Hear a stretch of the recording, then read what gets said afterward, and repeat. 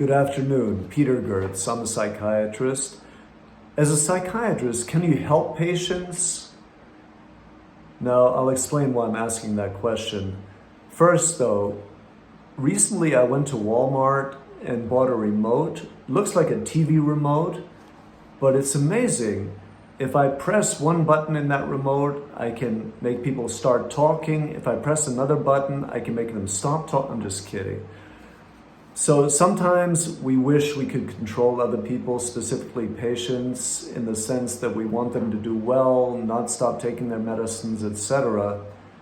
But it's a situation where we cannot in the long run control patients, and I'll speak a little bit more about that.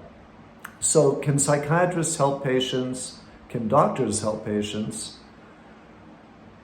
Now, that question alone may sound arrogant, as if we're the helpers and at a higher level than the patients. And one could really say there's potentially some arrogance in asking that question, because we're all in the same boat. I have my problems, you have yours, the next person has their problems.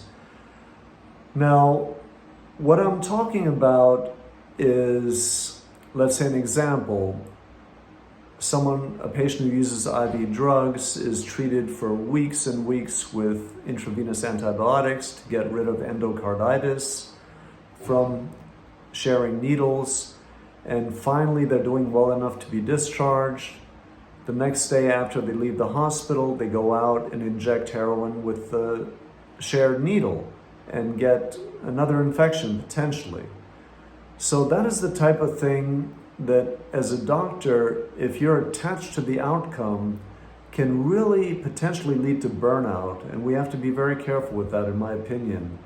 Another example from psychiatry is a patient with schizophrenia who does very well when he's on medicine, continuously goes to the hospital repeatedly, gets better in the hospital, then does well for a period, takes his medicine, but then stops the medicine and has another severe psychotic episode, which can be devastating for the family, for the patient, and it's a repetitive cycle. So those are two situations as a doctor where it's understandable that if you're attached to the outcome, you get very frustrated, and that potentially can lead to burnout. So here's some thoughts regarding that I have. And also, of course, there are other patients. Some patients do very well. But again, even with them, you don't want to be attached to the outcome, because, if they start doing not well, then you may have an issue with that yourself. So some patients, we want to keep that in mind. I don't want to be negative about the whole scenario with patients. Some patients do great. They come in with severe anxiety, you start them on medicine, after a month, they're doing very well, and they're a changed person. They almost can't believe it, that things have changed that much and their life has transformed. So those patients also exist. Now, in a scenario where a patient does not do well, of course, you want to look at your own feelings about the scenario. For instance, with the example of the intravenous drug user who was treated for weeks and weeks with antibiotics intravenously, then goes out and soon after discharge injects with a used needle, with a shared needle, heroin, and potentially exposes themselves to another infection. How do you feel about that? It's understandable that people have various feelings: anger, disappointment. They question, what am I doing as a doctor? Is there any point in what I'm doing?